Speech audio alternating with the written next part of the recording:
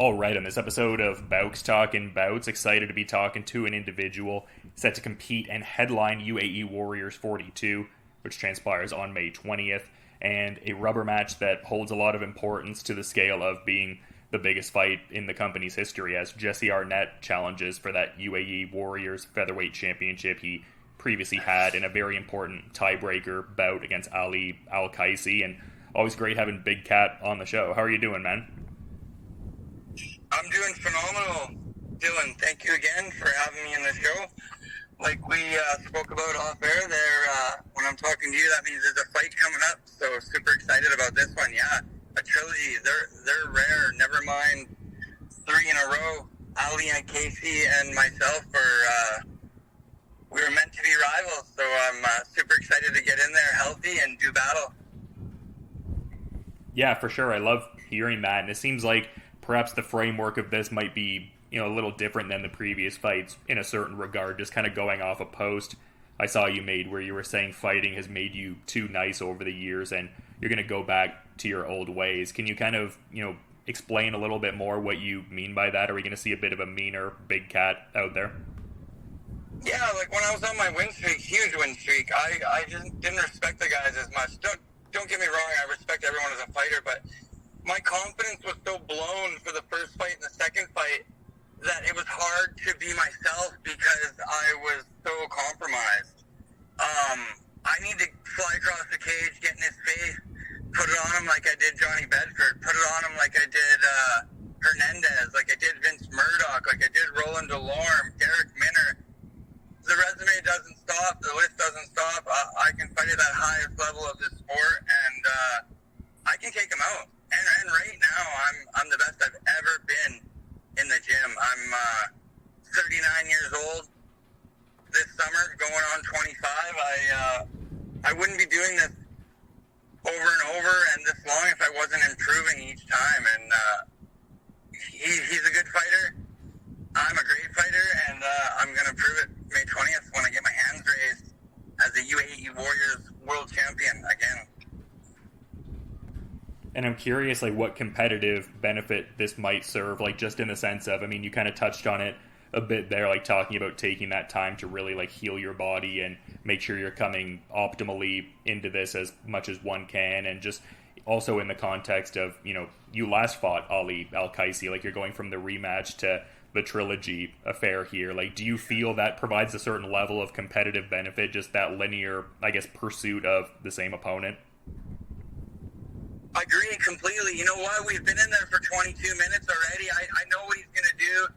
He does that rhythm step. He bounces really well, and then he blitzes in with punches and then throws kick. And he's got a really good guillotine, and he's always looking for that off the shot. Like I mentioned, I can win every minute of every round, and I'm ready for 25 hard minutes, and I can win decision. And I can knock him out cold. I can TKO him. My boxing's on point. We've been working, and I got power in my hands, big power. It's just turning that punch over properly and just having the confidence to get in there and do it. And I'm excited for this one, man. We're rivals. This is huge in that country. I'm pretty famous over there, so they play UAE Warriors nonstop on the TVs, on the big screen. All the UFC is free. All the UFC Fight Pass is free.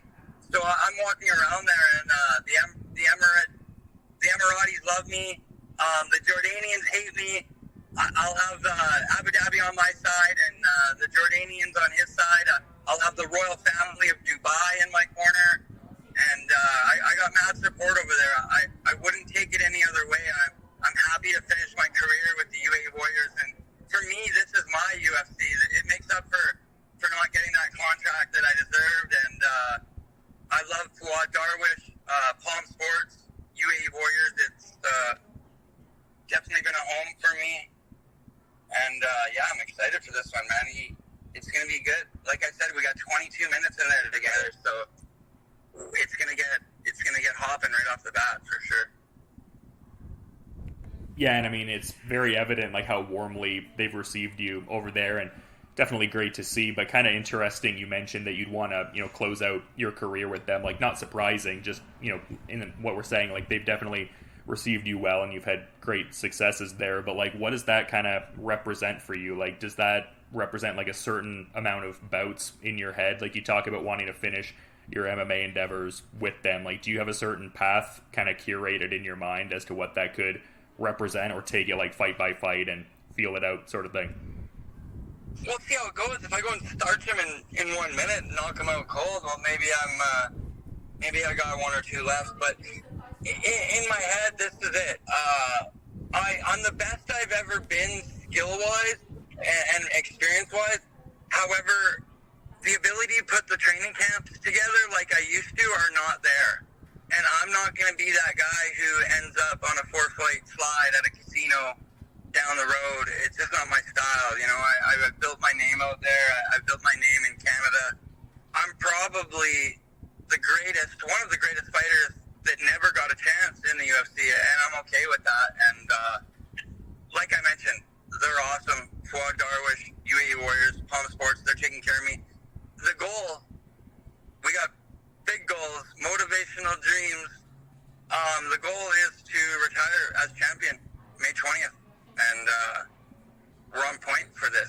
We're on point for a big performance, and I'd be happy to end my career as champion, and I'll always be a champion. And excited for this one, man.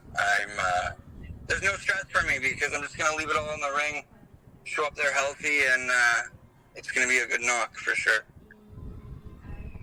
And you were talking earlier, I found this kind of interesting, not that it stands out as like a outlier thing necessarily, but talking about like maybe dispatching him with the striking. Like, it seems like there's a couple different instances where you've kind of mentioned that, and I've always known you to get in great stand-up work with guys like Jake Lee Peacock and Devin Reddy, but it seems like some great recent work has been had with Kieran Kettle and Coach Willett. Can you kind of speak to some of the recent work and everything like that? Yeah, for sure. Olympus Boxing, that's my mainstay. Shout out to Angelo Habib. He supports me, man. Steve Claggett, Steve, that guy forever helps me and teaches me. And Coach Willett's been helping me. He's moved here from Ontario, and I got Mo Asef uppercut in my corner, my brother in my corner, always Tyler Wellen in my corner. But Kieran's an OG, and he just helped me. Like, I got big power. I got hand grenades. I got to learn how to use them. I should have more knockouts than I do. However, karma's on my side, and I'm going to put it on its chin, and I won't even be surprised if I put him out cold. And I'm going to tell him that Monday or Tuesday, fight week, when I get there. And, Kieran Kettle's helped me a lot, and I'm just sitting down on my punches.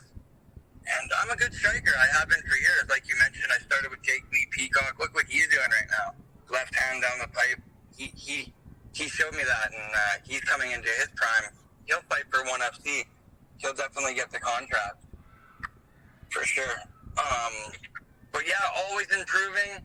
Tim Blanchard, Curtis Damaris on the ground. My corner is actually going to be Mo Asef, Curtis Damaris, my brother, Cody Arnett, potentially Tim Blanchard or Tyler Wellen. One of my longtime sponsors, Robin Hahn, is making the trip. My girl, Michaela's making the trip. I have a lot of people coming out from North America. Fuad Darwish, the owner, the CEO, he has family flying in from Toronto who have never been to Abu Dhabi just to watch me fight. So I'm excited for that. My buddy from Israel, Moshi Sherpoff, he's Floyd Mayweather's road manager. I got a lot on the go right now. I'll be able to talk about it after May 20th. But, we're in a good point. And the goal is to knock him out. And I feel in my heart I stick to the game plan, and we can put him out. And he's durable. He doesn't get knocked out. He's only got one TKO loss on his record, and that was when I TKO'd him in July. He's a hard worker. He shows up prepared. He believes in himself. I'm a hard worker. I show up prepared.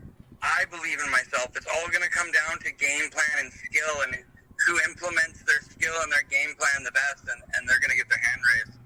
Big Cat's going to get his hand raised May 20th. And some of the headlines from, the last fight there, this might even be a bit of a redundant question, but just like the last time out, you were talking about it being like the biggest rematch in UAE Warriors history, and also as an extension, the biggest fight of your career. I would think all factors that we've been outlining in our chat so far have, made it so that this next fight would, usurp that. And as far as like this next one is the biggest one you've ever had. This is the biggest fight of my career. It's the most important fight of my career, and look how blessed I am and thankful. Like, you don't get trilogies, they're rare, and then to have 3 in a row and to be able to end my career on such a high note in a beautiful country with there's I won't talk about it too much, but I have job opportunities over there. I'm most likely, I am 100% moving over there with my family later this year, and a lot of good things has happened from my experiences and being able to compete over in UAE Warriors. Palm Sports and Darwish, I can't say it enough. They're taking care of me, man, and I'm a big fish in the greatest little pond in the world, and I wouldn't even call it a little pond. UAE Warriors has come on in the last few years. Ever since I fought Ray Borg, really, like, they're a big promotion. They're top 5 in the world. That's a legit world championship. This is a fight you'll be sitting around in 20 years on a rocking chair talking about. So to be involved in something like this, I'm super thankful. I can't wait. And Ali is a perfect. We're perfect rivals, man. This is good times. It's going to be a great fight week and everything else. I'm super excited for this. Yeah, and I definitely want to touch on a couple more, machinations with the matchup, but I think it would be, something that I want to touch on, just talking about like your desire to want to, move there with your family later this year. Like, I mean, I always got the sense in the last few fights that you really liked being out there, and it seemed like the, hospitality from, the promotion and just also some of the people out there was really evident to you. Can you maybe, I guess, speak to, that connection? And because, I mean, that's a pretty, strong connection to say the least, like resonating to the scale of wanting to like move over there with your family. Like, what is it about, Dubai and everything like that makes you want to, I guess, be out there and immerse yourself in it to that degree? Yeah, it's awesome. The people are amazing. Everyone's, like, sports are huge out there, and jiu-jitsu is huge. Like, jiu-jitsu's in their school. You have to be in the Army, you have to be a blue belt. Like, Palm Sports is hiring instructors all around the world. They're bringing people in from all around the world to build this place. I love it out there. It's amazing people. Man, you can literally leave your wallet and your cell phone. You can leave your Rolex on the side of the road. You could leave $1 million on the side of the road for 2 days, and you go back and it'd all be there. So they're doing, and it's not like the people in their country don't love their leaders. The leaders walk around there freely. The people run up and hug and kiss their leaders. It's a wonderful place. It's the safest place in the world, and the fact that I've got to experience this through sports and through fighting, it's phenomenal. You can ask Dana White, ask anyone in the UFC, when they go over there, it's the royal treatment. And then, like I mentioned before, I ended up finding some of my own connections in Dubai, and I'm hooked up with the royal family in Dubai, and then I bring a lot of these sheiks and some of the royals to the UAE Warriors event. So I bring a lot to the table. I'm bringing Mashi Sherpoff, who's my friend, and he's Floyd Mayweather's road manager. I'm bringing him. So I've met a lot of prominent people out there, and that's going to be my new home 100%. I retire with this belt, and I'm taken care of for the rest of my life out there. There's no doubt. Yeah, I love hearing that, man. And I guess just a question I had, I don't know if this is maybe just a perception thing on my end. Like, it seems like there's been a bit more, I guess, banter heading into this third fight, social media-wise, between yourself and Ali. I'm kind of wondering, like, do you think that's a fair characterization? Like, it's never gotten to a point of being, disrespectful or anything like that. Like, it seems like very competitive-oriented banter, but would you say that's a fair characterization? I mean, it would be fair just considering the magnitude of the fight and that it's like a tiebreaker kind of affair and everything, but is that something that you've noticed as well? Yeah, for sure. Like, this is huge for him. He's still a young guy. I win this fight, I'm not going to UFC. he wins this fight, he's getting his job back in the UFC. So a lot's on the line. And then for me to be a hero and a legend and a champion in that country, yeah, this is huge, man. Yeah, he's been talking a lot of shit online, and that's what I mean. I used to be like that. I used to fucking talk a lot of shit and this and that. The next thing, I've been kind of quiet on social media. He's commenting on all of the anyone who says something on there. He's take it out. He's back and forth with these people arguing. But yeah, it's gonna be good fight week when we get out there, and the press conferences are world class, and I'm gonna put my suit on, and we're gonna kill it, man. So I'm gonna tell him straight up, I'm gonna put him out cold, and I deserve it. I've worked my whole career to put somebody out cold, and don't get me wrong, if the shot's there, I drop him, I get on top of him, I'll put my elbows through him. But I have a great game plan that Kieran Cadell and Steve Willett and Mo and everyone's put together. I'm gonna be really smart, and he's got higher volume. I don't need to match his high volume, but I guarantee I land my left hand. I land a couple jabs. He's not gonna rush in. And also, I cut his artery. He severely cut to the bone, and then he reopened that cut again 60 days ago. Not even whenever the fight was, he reopened that again fight week. I got my front hand on him, that jab. I'm going to reopen that cut 100%. So he's going to be bleeding within the first minute and a half of this fight. I'll guarantee it. I guarantee it. I was going to say, I guess this is one of my, last kind of questions, because the first fight, obviously, as we talked about, ended with you getting that doctor stoppage, and then he submitted you in the rematch, and you're very much talking about wanting to finish him in this one. Is there like a, I guess, primary visualization you have of when that could unfurl? Like, it seems like you're wanting to be like patient and composed and wait for the shot to kind of present itself, like in as far as like not wanting to overextend yourself or be overly pursuant of that. But I gotta move my feet. I got nice long punches, but if I got a little bend in my left arm and I move my feet and I get that small angle and I put it on his temple or his chin, he's going out. I'm putting guys out in practice with the 16-ounce gloves, putting them down. I have hand grenades. I just got to figure out how to use them. I got good power for the division. It's really nice later in my career, moving up to 145. I woke up at 167 pounds today. I'm still making a big cut out of this. I'm still a big featherweight, and I have to finish him. It's either going to come early in the first 3 minutes, or I'm going to finish him in the fourth round, probably fourth, fifth round. And I'm there to win a decision over him too. So he's so durable, but I got the experience. I break him down, and this is my 30th time out there. Never mind hundreds of wrestling matches, pro boxing, some jiu-jitsu competitions.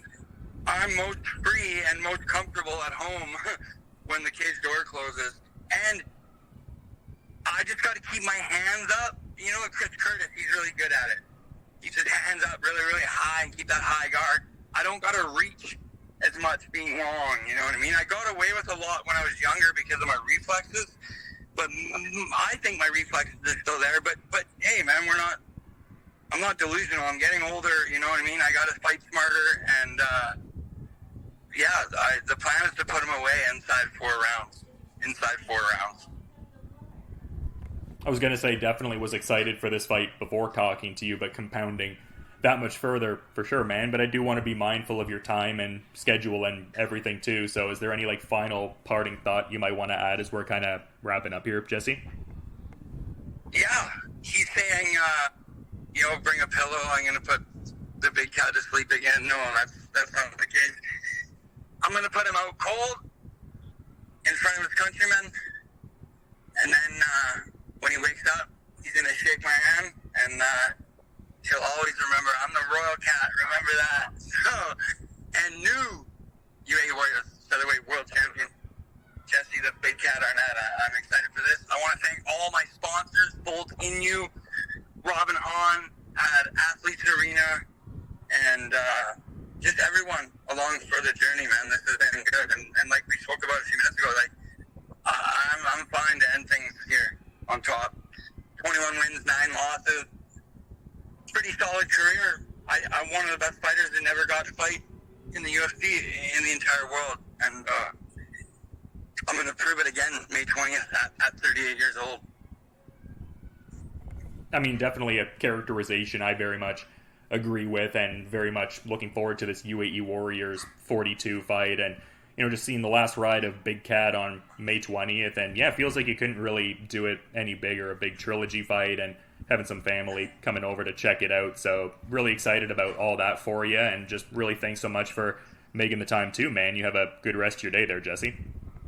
Thank you so much, brother, and always a pleasure talking to you. Wishing you and your family all the best, my man. All right, on this episode of Bowks Talking Bouts, excited to be talking to an individual set to headline UAE Warriors 42, and that goes down on May the 20th. And we've got the UAE Warriors Featherweight Championship being defended in the main event, and a huge fight to the scale of people calling it the biggest fight in company history, as Ali AlQaisi gets out there with Jesse Arnett for their rubber match, and great having Ali on the show. How are you doing, Ali?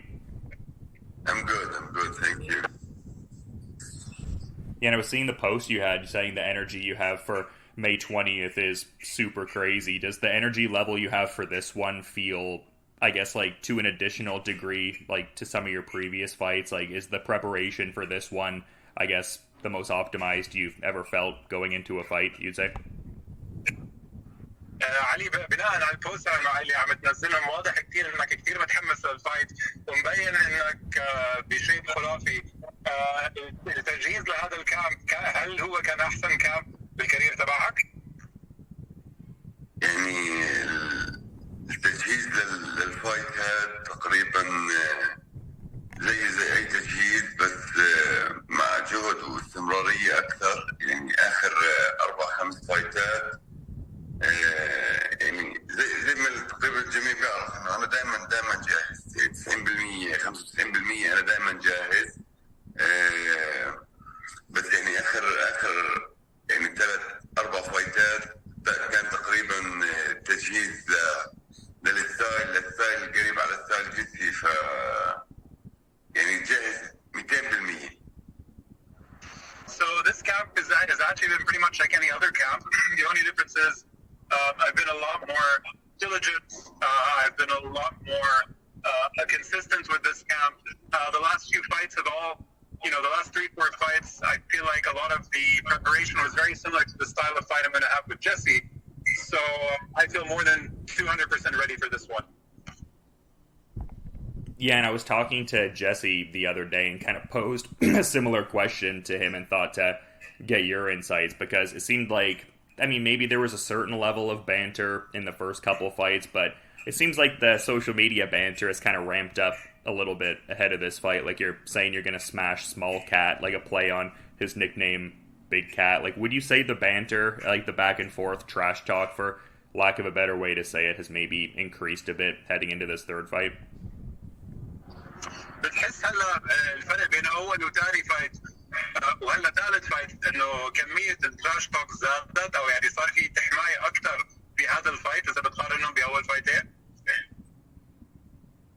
لا بصراحه الثاني فايت كانت الامور يعني كان فيها هاي الاشياء اكثر. يعني انا شايف انه كل واحد هسه مركز بتمرينه وبده الفوز للفايت الثالث. يعني اول عن اخر ال 20-3 و 20-5 هو راح يحكم كل شيء. So he actually feels like the third fight feels like it has the least amount of animosity and trash talk. He feels like both him and Jesse are actually mostly focused on just preparing for this third one, because on the 20th of May is the date that will decide, who walks away the winner and who closes the chapter on this series. Yeah, and a lot of questions I have about this specific fight, but I was also seeing an interview just on the heels of your last bout where you were saying it was nice to go into the Ramadan month with this result, and that your preparation will continue throughout the holy month. Can you kind of, speak to that? Because I find that interesting. Like, how does that, preparation differ, if at all, from the normal preparation? Because going into, Ramadan and everything like that, I would feel like it would be a bit different. Like, is that the case? انت حكيت بعد اخر الفايت الثاني تبع اخر فايت لإلك بيو اي وورز انك كثير مبسوط انك طلعت بالفوز، وهلا رح يبلش رمضان انه متحمس تفوت بجو رمضان شوي. كيف كان التجهيز في وقت رمضان؟ يعني هل هو فرق عن اي تجهيز ثاني؟ لا بالعكس، يعني سبحان الله. يعني انا واحد من الناس بحب التمرين برمضان، وبصير معي شيء غريب، الانرجي عندي بتزيد برمضان. يعني انا بعمل تمرينين قبل الفطور، وبعمل تمرينين يعني ممتازين جدا، يعني قويين، يعني مش تمرينين عاديين. بس يعني ما حسيت اي تغيير صار، بالعكس. يعني كنت مستمتع، عشان انا واحد من الناس بستنى مرات رمضان يجي، عشان رمضان عندي له اجواء جميله، اجواء حلوه، ودائما بعمل تمرينين، ما بعرف يعني، بس بنبسط بالتمرين اللي بعمله. يعني بحس بالباور والانرجي انها دائما احسن من قبل، ما بعرف ليش، احسن من الايام العاديه، وبتكون الامور رواق يعني. ف I was chill, just training ورمضان. So interestingly enough, he actually finds training in Ramadan better. Not necessarily easier or harder, but he finds it better. In general, in the Middle East, there's what we call Jaw Ramadan, which means like the Ramadan mood or the Ramadan spirit, if you like, where, things are generally slower. People will tend to take things a bit easier. Work isn't so crazy, but Ali finds that it allows him to really hyper-focus. So he actually normally does 2 trainings before he can break his fast, 2 hard trainings, and then he does a training afterwards. But he finds that Ramadan actually allows him to really focus and hone down on fight preparation. Yeah, I feel like that would pay dividends for a fight like this, just, in saying off the top. Like, a lot of people are calling this the biggest fight in UAE Warriors history. Like, does this feel like this is a fight of this magnitude? Like, so I was talking to Jesse, and he was saying this is the biggest fight of his career. Is that a sentiment you also share in? كان عم بحكي مع جيسي كمان بانترفيو، يعني هو عم بحس احساسه لديلن انه هذا يمكن اكبر فايت بتاريخ يو اي ووريرز. وسأل جيسي هذا السؤال، وجيسي قال له انه بالنسبه له هذا الفايت تبع الكارير تبعه، يعني هذا اكبر فايت بالنسبه له بالكارير. شو احساسك؟ يعني اذا بتقارن كيف انت حاسس هلا بالنسبه لهذا الفايت مع جيسي، بتحس نفس الشيء؟ يعني هو هلا الفايت بالنسبه انه ليو اي وورير هو فعلا اكبر فايت ليو اي وورير، من اكبر الفايتات اللي بالمنطقه اصلا يعني. بس مش حاسه انه راح يكون اكبر فايت بالنسبه لي بالكارير تبعي، عشان الجولز تبعي اكبر من هيك. فهو بالنسبه لي انا شايفه ستيب البيجر ستيب اللي انا بتفرج عليه. So for Ali, he definitely thinks that this is, 100% the biggest fight in UAE Warriors history. It's definitely the most anticipated. For himself, he does not see this as the biggest fight of his career. For him, Jesse is just another step to get to the larger goal of where he wants to be. So that's his feelings towards this fight. And I feel like I'd be remiss if I didn't ask, what are those larger goals? Like, what does that represent to you? شو هم الاهداف اللي انت بدك توصلها يعني بعد هذا الفايت؟ يعني هسه انا حاب اركز بهذا الفايت وافوز فيه واخلص منه، وبعدين ممكن نحكي بالامور الثانيه. Okay. For now, the main thing is he just wants to finish this fight. He wants to put Jesse behind him, close his chapter on him, and then he's going to focus on the next goals. Yeah, and I know certain fighters get into like a lot of, visualization and stuff like that. Do you have like a predominant visualization for this fight, like a particular outcome you see coming to pass, if like visualization is something you do in your preparations? بالتجهيز يعني لما بتجهز للفايت تعمل فيجواليزيشن، يعني بتحط نفسك بتفكر انه كيف الفايت، كيف شو راح يكون مسلسل الفايت وكيف راح يخلص الفايت. عملت هيك شيء لهذا الفايت؟ دائما عشان هيك ما يعني في ناس حوالي كثير قبل الفايت بكون احكي لهم السيناريو راح يخلص فيه الفايت، وبيخلص في السيناريو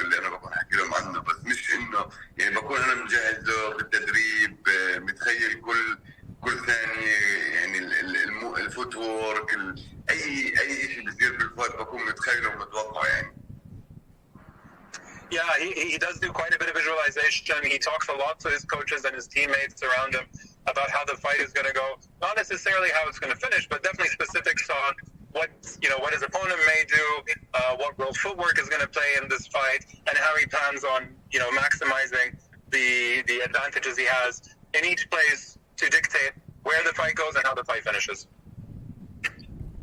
And I guess speaking to different advantages that could possibly be there, I guess I'm kind of curious because you've competed since the sequel fight with Jesse, whereas he hasn't, and I'm wondering like if that would perhaps provide you a discernible edge going into this rubber match, just being that you've competed in between and he's kind of just going right into this trilogy bout here.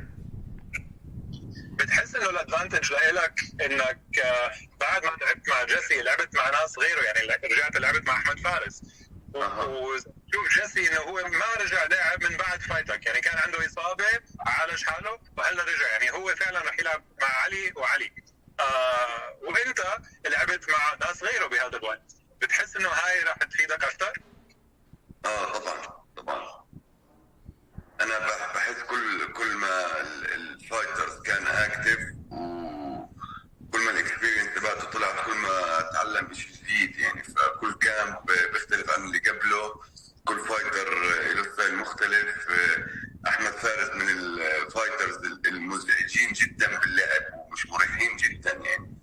فانا لعبت معاه مرتين يعني. فالمره الثانيه لما لعبت معاه بالشيء اللي انا كنت بالبلان اللي انا كنت حاططها ومشيت الامور زي ما بدي، فكان شيء جدا ممتاز يعني بالشيء اللي صار معي، وتعلمت شيء كثير. وبنفس الوقت يعني كان عندي ظروف يعني خلتني اغير كثير بوقت جدا قصير بالخطه اللي عندي. فبالعكس جدا جدا مفيد الشيء اللي صار، ساعدني كثير يعني. Absolutely, I think it's an advantage. For Ali, a fighter who stays active is a more dangerous fighter and is always better prepared. Ali likes to stay active, and even his fights in between his last Jesse one and this one, he fought Ahmed Faris, who's a tricky opponent to figure out. Fights in a very unique way that's hard to emulate, but he's found that with it being a rematch with Ahmed, he was able to study him better and implement more things in his rematch and finish it much more decisively the second time around. So definitely for him, staying active in between his last fight with Jesse and this one, he thinks is going to be a major advantage in his favor. Yeah, and getting that, what's becoming a staple guillotine choke for you in the last one, so that was great to see, but it was also great to see the outpouring of support you seem to get. I was seeing you had an Instagram post saying that you don't often get emotional, but you saw the video of all your teammates and friends and family getting just so elated and happy for you, and you were saying it really made you want to cry, and that very understandable, but just curious to get some of your thoughts on that, just like the outpouring of support and that video from after the last fight. يعني انت اول شيء انه مبين انه صار عندك الجلوتين مثل سيكريت ويبن، بس غير هيك انه شاف البوست بعد الفايت لما حطيت الفيديو على الكورنرز تبعونك وكيف هم انجنوا وصاروا يحتفلوا بعد الفايت. هذا الشيء شو يعني بيعطيك بوش اكثر؟ بصراحه انا هذا الفيديو شفته على السوشيال ميديا الناس ثانيين، تأثرت بصراحة، تأثرت يعني. الرياكشن اللي شفته منهم ما شفت انه رياكشن انه هم مبسوطين على الفوز، لا هم كانوا معاي تقريبا كل ثانية بالفايت ويك، وشافوا الظروف اللي احنا ورقنا فيها. وبرضه زي ما انت بيوسف تعرف يعني احنا ما كنا عارفين انه راح يكون في فايت ولا لا، يعني كانت الامور باي ثانيه ما في فايت يعني، والريسك اللي كنا داخلين فيه كان ريسك عالي يعني. الرياكشن اللي شفتهم قديش هم بيحبوا علي، قديش احنا كنا يعني بنشتغل وبنتعب على هدف واحد. ولما انا يعني الحمد لله فزت، حسيت انه يعني ما ضيعت، مش بس تعبي، ما ضيعت تعب الفريق كامل. فكان شيء مختلف يعني، واعطاني موتيفيشن انه ناس كثير غير الفريق تبعي شعور بالوقت اللي انا مفوز فيه، فلازم دائما يكون الفوز موجود يعني بجانبي. So definitely, that he actually saw that video on someone else's Instagram account, and when he first viewed it, it did touch him quite a bit. For him, it was very emotional to see how happy his team were for him. This was that last fight was an extremely stressful fight week. He suffered an injury over his eye, I think 2 days out before the fight, that was quite substantial.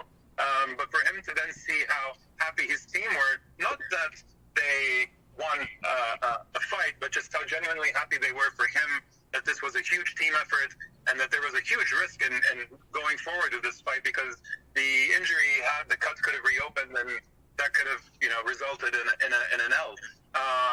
So that relief that he saw from his team and how happy they were for him really gives him a push to keep trying harder and to do better and better moving forward, not just for his team, but also his fans.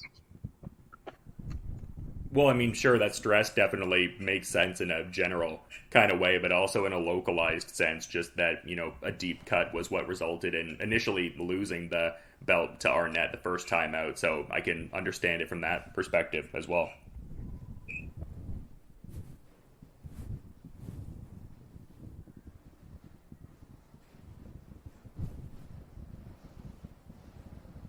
Push the wrong button. I'm back. Yeah, no worries. Do you want me to just repeat the last thing that I said? Yes, please. I was saying, the, cut worry makes sense in a broad, generalized way, but also localized to the fact that the first Arnett fight was, a loss that was from a deep cut. So even in that specific way, I could see why there would be some stress with that. أكيد. هلا هو عم بحس إنه الفايت غير إنه الواحد بتوتر لما يكون عنده إصابة مثل هيك، لما عم بفوت على فايت. أنت أول فايت مع جيسي عملوا الخسارة طلعت من ورا كت كمان فوق عينك، حسيت فيها أكثر هالمرة، أو كان في خوف أكثر للفايت الثاني لما كان عندك الإصابة وفتت على الكيج مع أحمد. سوري، هي كانت ريسكي، بس ما كنتش يعني انا كنت فايت على الفايت عشان افوز، فما كنت افكر بالاشياء الثانيه. انا شخص جدا بوزيتيف، بحبش افكر نيجاتيف بالمره. يعني الشيء النيجاتيف اللي بيجي في طريقي بحاول قد ما اقدر اقلبه بوزيتيف، عشان احنا هيك ويدوب الامور ماشي.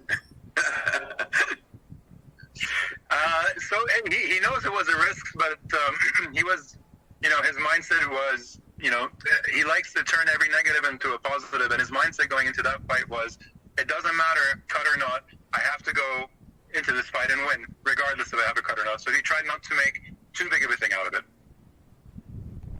It's a good way to think. I feel like I'm inclined to try to do the same. Is that something that you've always had in you, just turning the negatives into positives and just learning from situations and using it as fuel to kind of push forward? Or has that been kind of, I guess, honed further with the martial arts journey?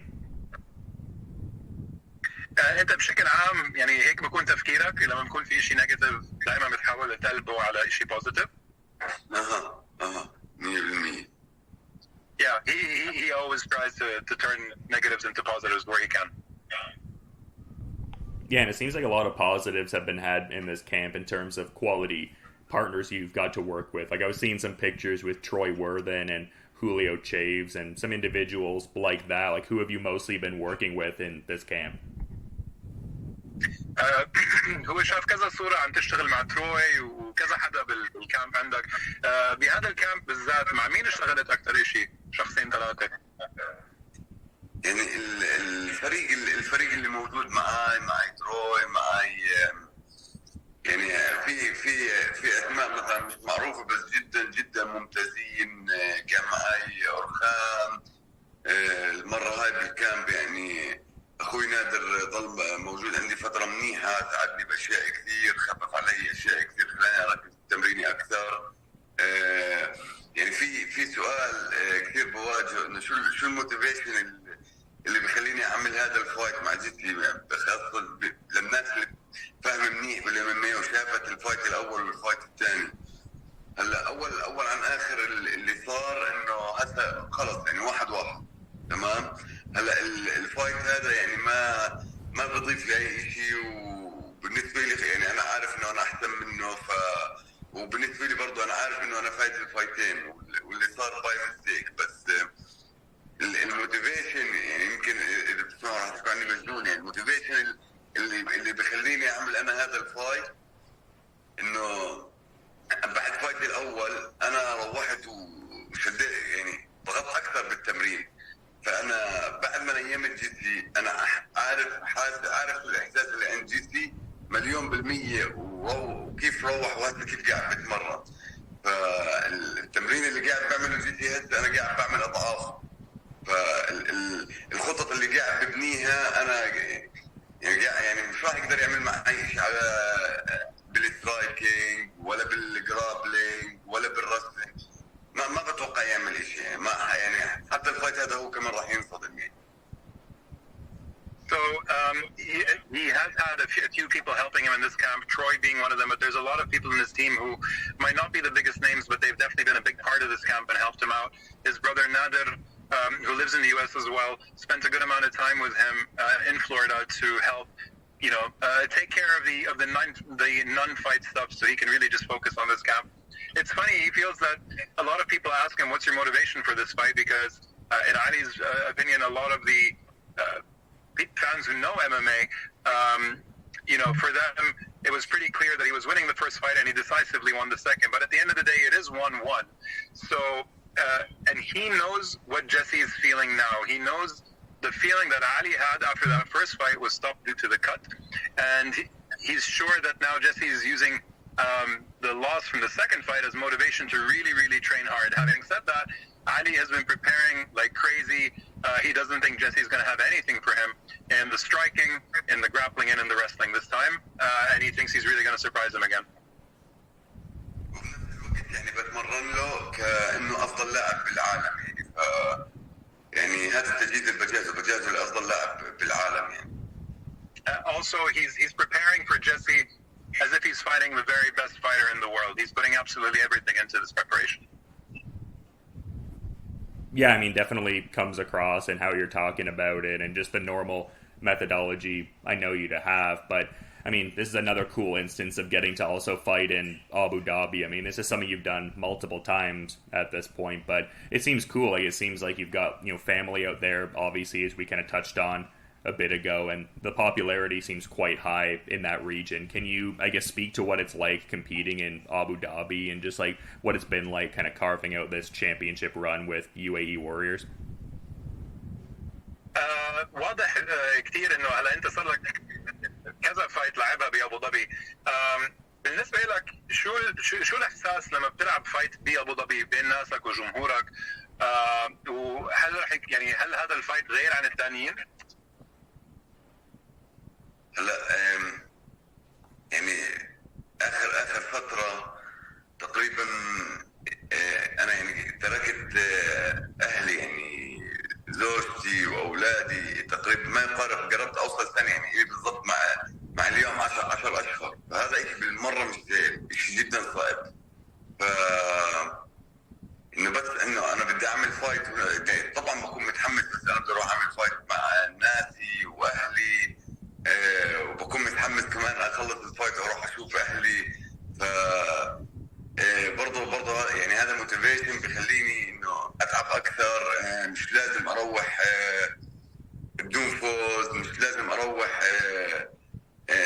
بطريقه انه مش الكل مش مبسوط. لا بالعكس، هذا موتيفيشن بالنسبه لي انه اعمل شيء اكثر، اقدم شيء اكثر. طبعا لما العب بابو ظبي، يعني ابو ظبي بالنسبه لي بيتي وهناك جمهوري وناسي واهلي.